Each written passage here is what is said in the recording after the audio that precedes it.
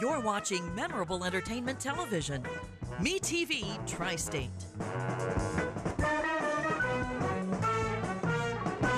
Broke the story on local homestead tax credit fiasco. Expose the Evansville Redevelopment Commission excessive spending habits. Your community watchdog. CityCountyObserver.com is your online community newspaper dedicated to the progress of Evansville and Vanderburgh County. We're a nonpartisan publication providing insight into political issues and events that shape our community. We are a watchdog for you, the citizen. Check us out online, city-countyobserver.com. That's city-countyobserver.com.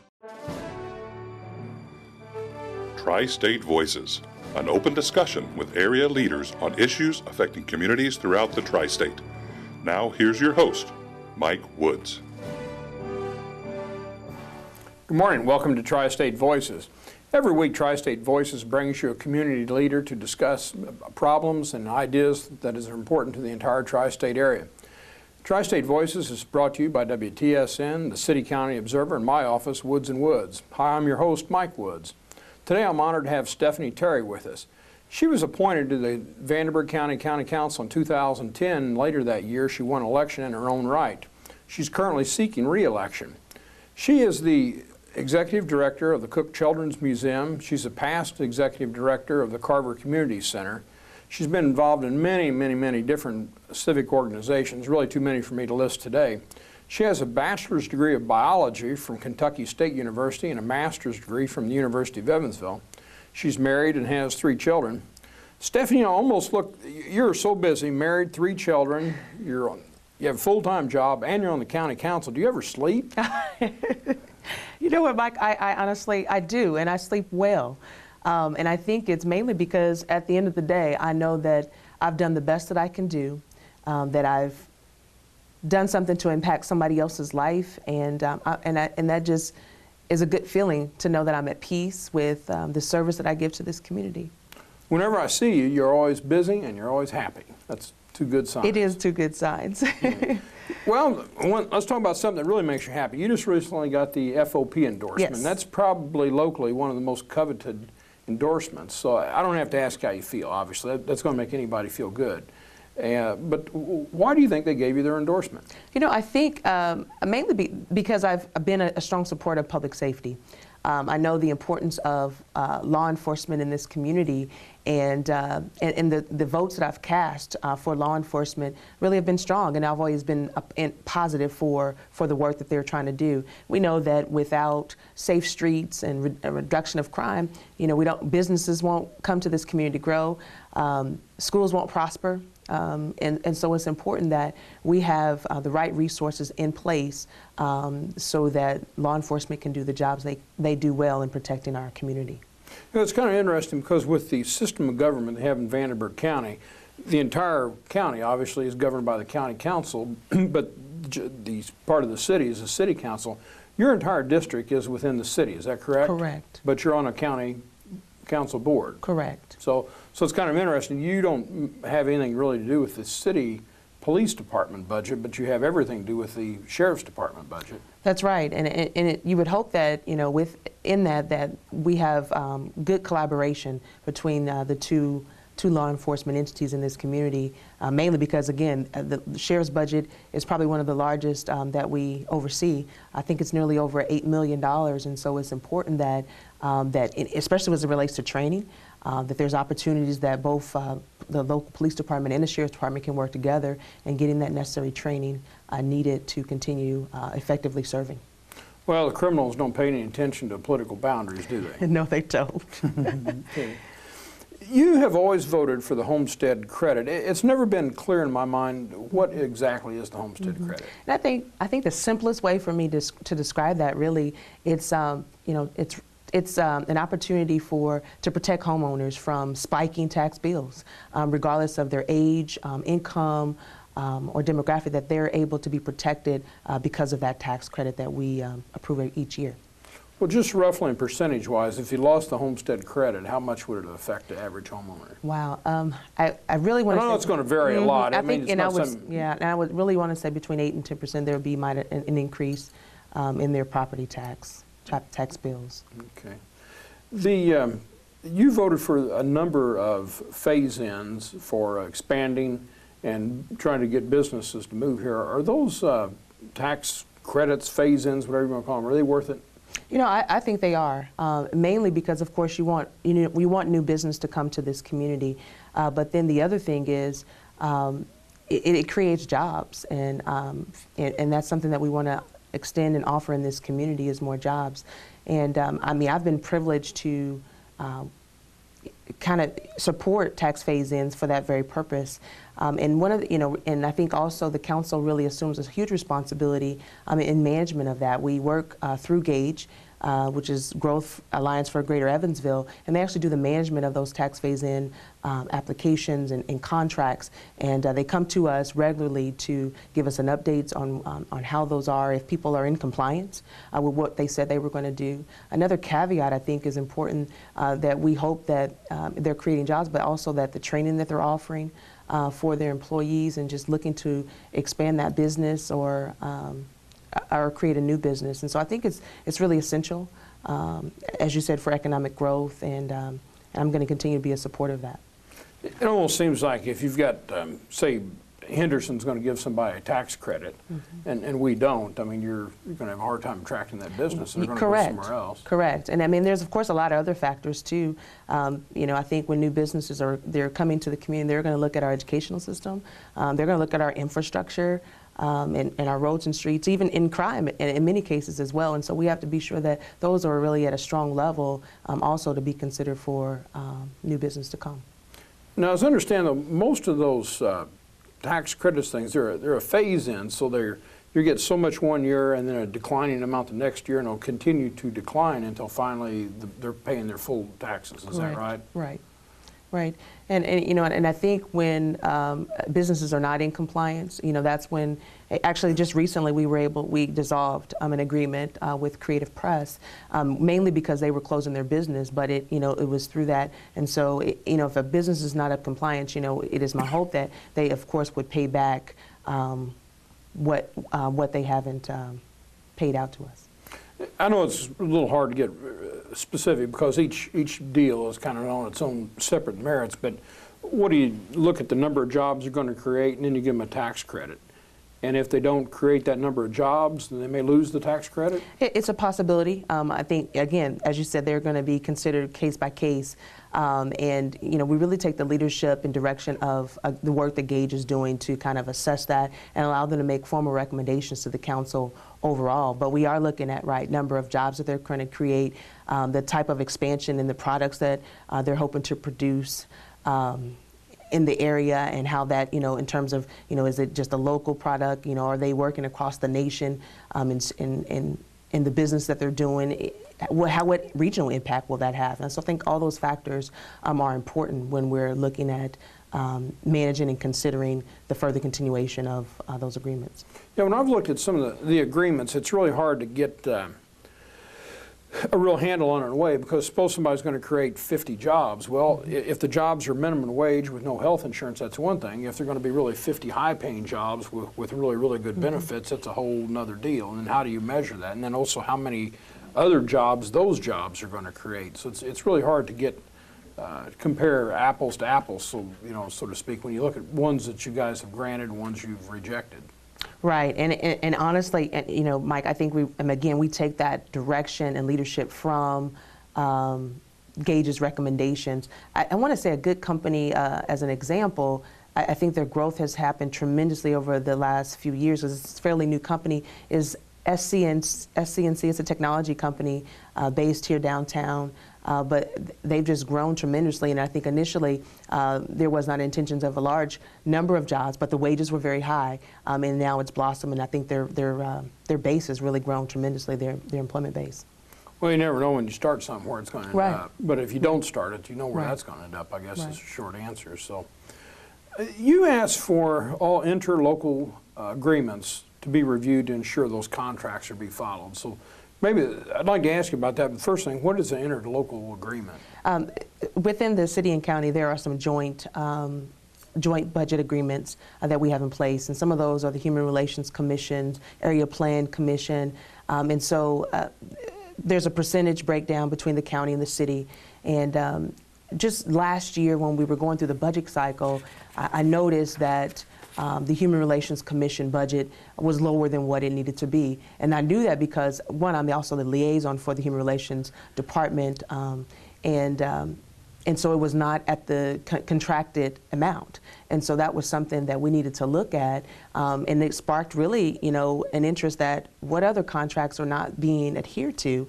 And so, I asked that those would be reviewed immediately, and I think those still are actually under review. We're looking at the Area Plan Commission. I mean, nearly 85% is coming from the county, and so we're looking to see, what is the true workload?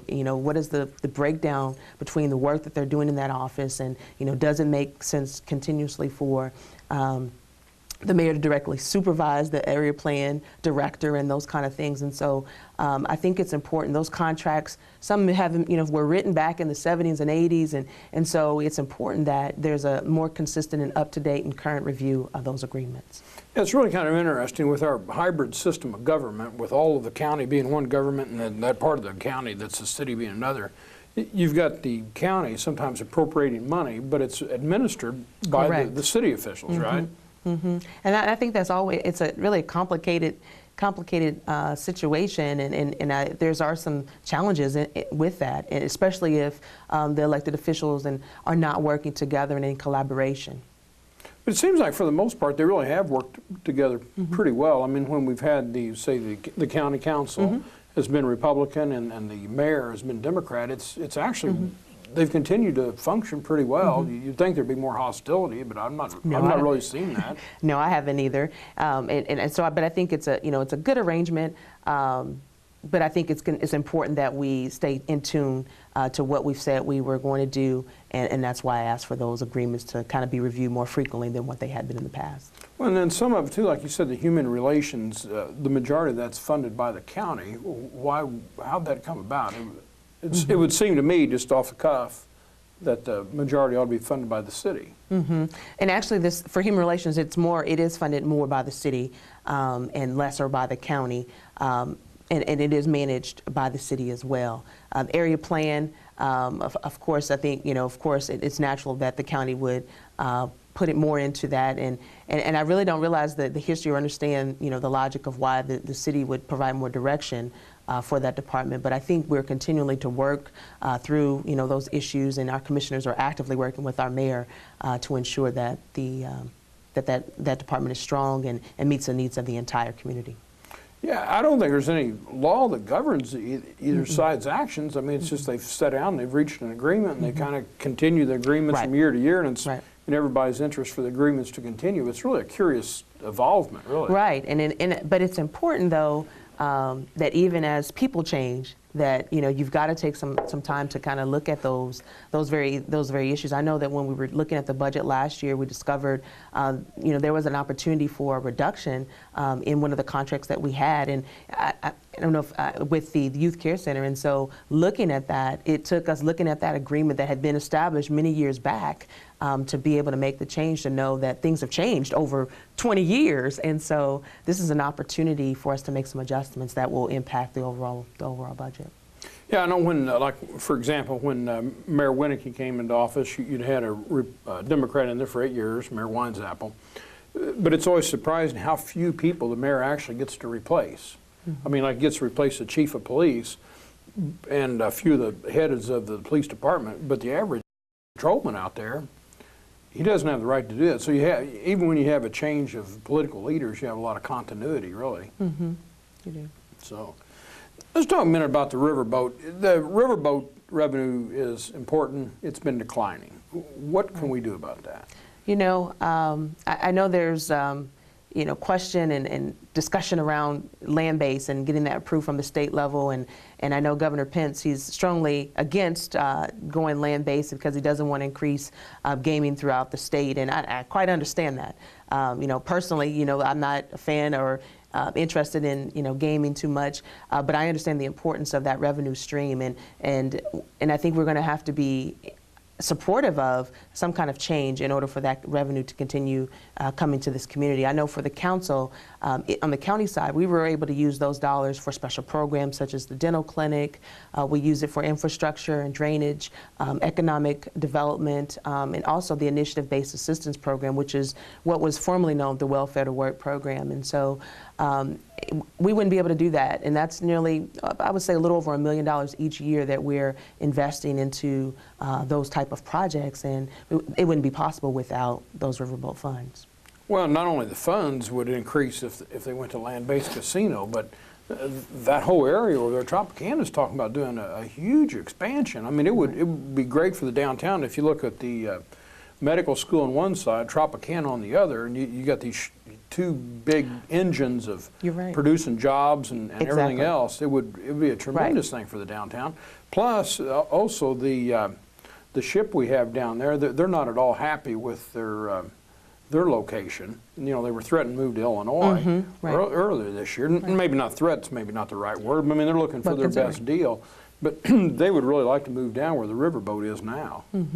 Yeah, I think you make a really good point about the fact, number one, that it's going to increase jobs if we go to a land-based operation, but and just the development that Tropicana may be able to do, I think will be really exciting and really helps us further develop the downtown area. And I think we're well on our way with some of the work that's going on downtown, and they're just bringing life back to basically making it a destination, and that's what we need. One, to get some more tourism activity up and make it a true attraction for this community is our downtown area.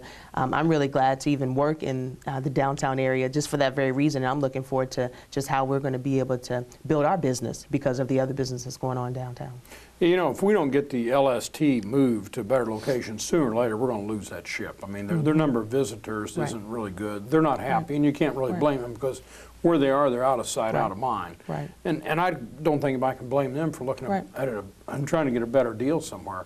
But a lot better deal from Evansville was simply move them down there. A lot more people would see them, and everybody goes on there. Of course, is paying a fee.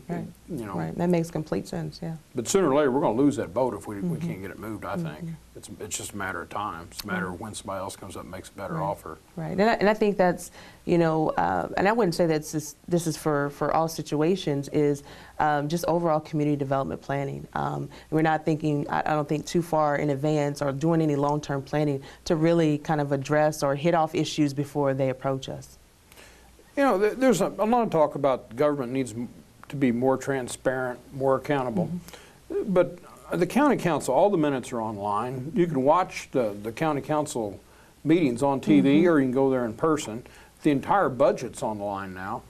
It seems to me that things are pretty transparent. Yeah, I mean, they are. But I think for me, that's one thing that I'm really truly committed to is in ensuring that, and that was kind of even what I said the last election was that I want transparency and accountability. And I say that is because there's nothing like good old face-to-face conversations with people. And when people have that opportunity to share their voice beyond just their vote, they feel more value as a citizen in this community. And so one of the things I like to see happen in this next 4 years is council members working with commissioners to develop some kind of countywide annual forum or meeting or town hall meeting where we'll be able to get right up with our constituents to talk about issues that we're facing in the county, hearing what their views and how they think we should address issues, because again, their voice is very important. Yeah, it makes you wonder though sometimes when I hear people and they complain that they don't know what's going on in the county government, and you start talking to them, you know, they've gone to the website and looked at the budget and that's right. And they usually haven't, but anymore, every dime's accounted for online. It is. I mean, it's the old days of people not knowing where money is going. That's over. Yeah, it is. And you know, the other thing, of course, still not everybody has a computer and access to that. But the other thing is our meetings. But it's even at a public library. That's true. You know what I'm saying? That's true. And I think our meeting time, though, may be a hindrance. And we meet 8:30 in the morning.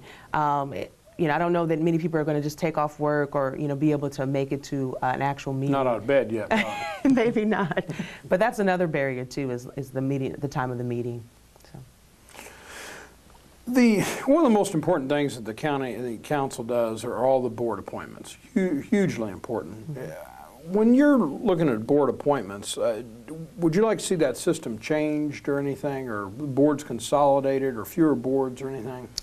We do have a number of boards and commissions. Of course, the membership of those are mandated by the state. And I know actually, and I can say that based on the ones that I serve on, the Commission for Homelessness and the Community Corrections Advisory Board, there's set number of individuals that must serve on those boards. But some of those, like your library board, looking at people's backgrounds, and I think having an opportunity for people to apply online would be an option too. I'm part of Stepping Up, which is a women's group, and the whole intent is to empower women to run for office or to serve on a board or commission at a local, state, or national level. And you'd be surprised how many people just don't know what opportunities are available. And so I think being sure that that information is put out there to the public, but then also providing them an opportunity to apply online and having a review process before just simply letting it be at the discretion of members on the council or commissioners. Yes, I don't think you can stress how important these board appointments are. We're talking about either the mayor or the county commissioners, governors, presidents, anybody. You can't be everywhere all the time. So a lot of times you appoint these board members and you can't micromanage the boards. You don't have time. Right. They make really important decisions. They do. And in my opinion, you really want the best qualified people. And sometimes I think, identifying individuals that have a special interest or background in those particular areas may be of benefit to serving in those areas. You know, the other day I was reading all this about the Ebola outbreaks and that sort of thing. And when I was watching the news, they were interviewing somebody that was a county health official. And so when you were going to come down here, and so I thought, well, I'm going to look see about the Vanderburgh County Health Department. And it's really interesting how all the things that they're involved in. And I've never really gone to their website and looked at all those things, but I think they've got about 15 different programs they're involved in, everything from sexually transmitted diseases and everything else. But if we had an Ebola outbreak in Evansville, they'd be the front line to deal with that and start notifying everybody.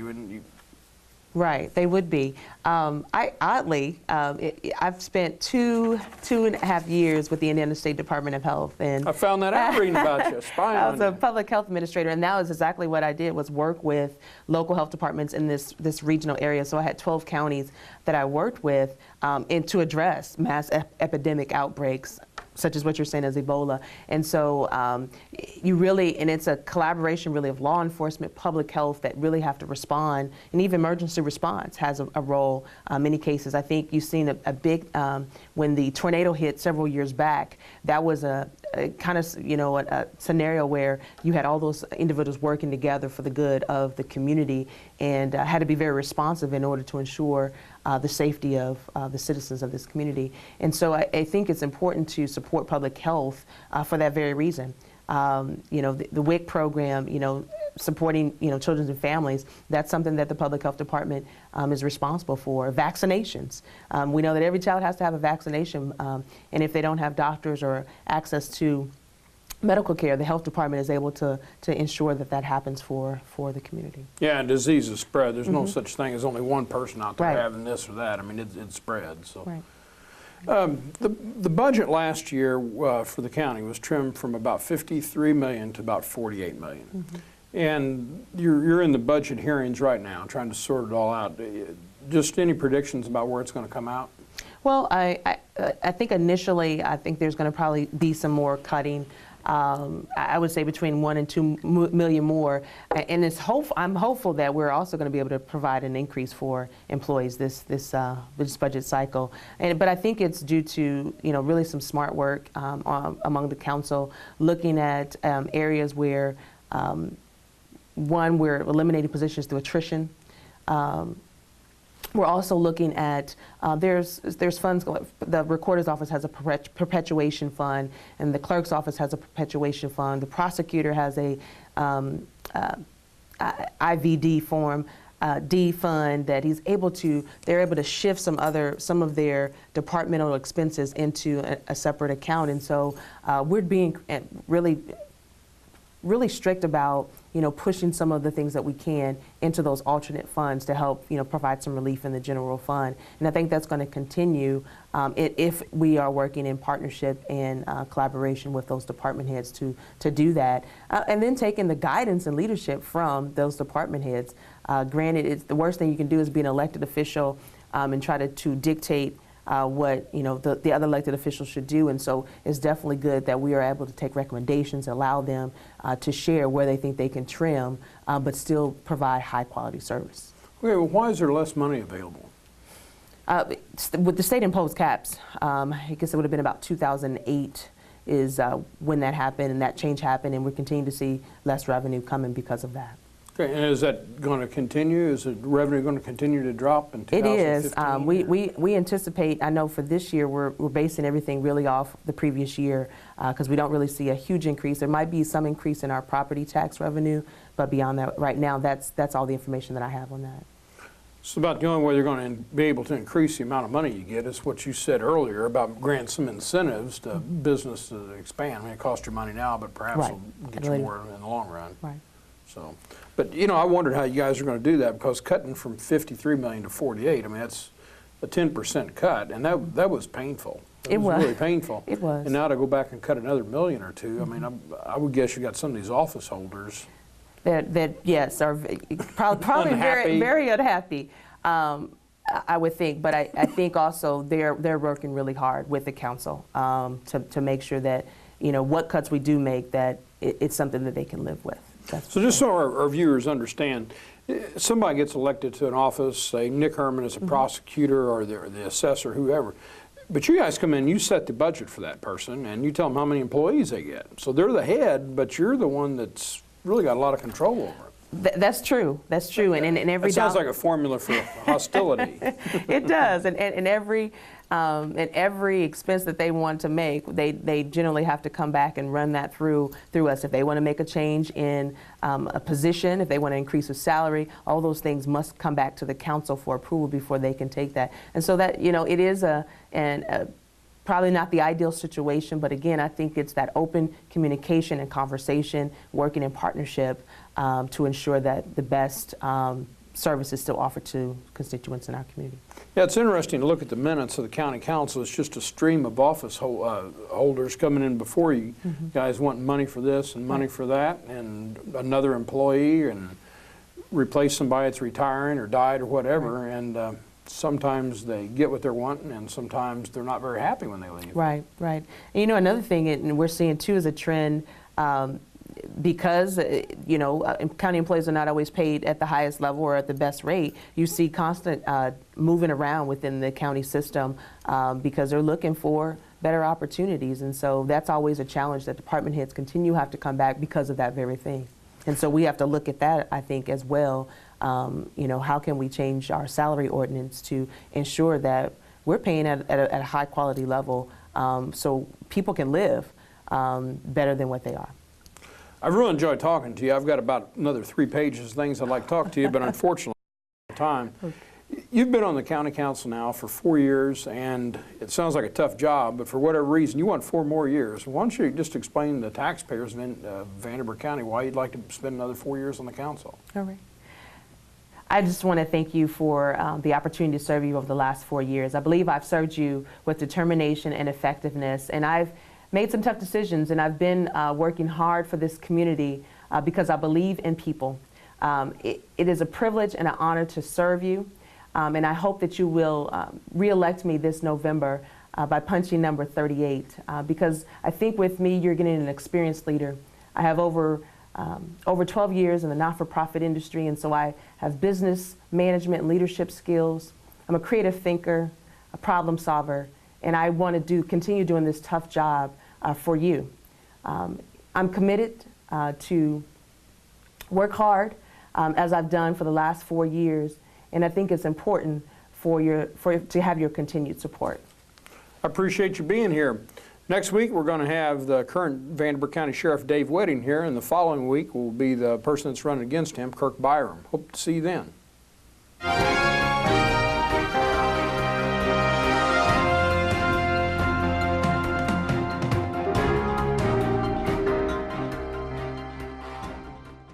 Woods & Woods, we're proud to have served our community for over 25 years. We feel it's our responsibility to fight for those that need our help, and that extends beyond the courtroom. You see, it's about doing the right thing for our friends and neighbors. There are many that have fought hard for us, that have reached out to help others, that need a hand when they are struggling. We feel fortunate to be part of this caring community and to make lives a little better for those in tough situations. If you need our help, give us a call. You're watching Memorable Entertainment Television. MeTV Tri-State.